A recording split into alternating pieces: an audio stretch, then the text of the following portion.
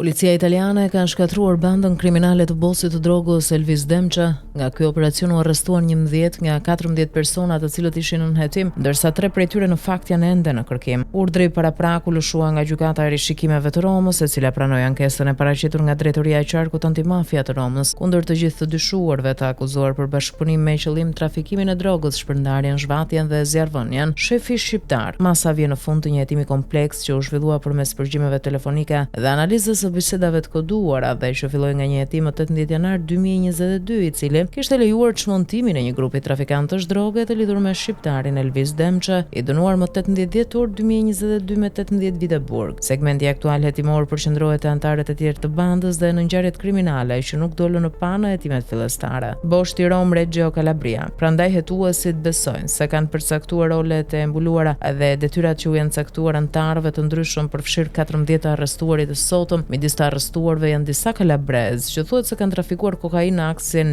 Rom Reggio Calabria dhe konsiderohen bashkëpunëtor të qëndrueshëm të Demçës. Shitje të mëdha kokainës, hashashit dhe marijuanës u gjetën më pas në provincat e Romës dhe Latinës, të cilat ndodhen midis majit 2020 dhe marsit 2021 dhe mund të përcaktohen përkatësisht si 338 kg kokainë, 1510 kg hashash dhe 70 kg marijuanë. Shlyerja e borxhit. Policia më pas dokumentoi një sër zhvatjesh, në veçanti një rast ku 3 bashkëpunëtorë të dyshuar me qëllim që të shlyenin një borxh droge, fillimisht i vun flakën dyqanit të basteve të debitorit në territorin e kryeqytetit dhe më pas e kërcënuan hapur se do ta vrisnin këtë të fundit, madje duke planifikuar eliminimin e tij me anë të kontrolleve.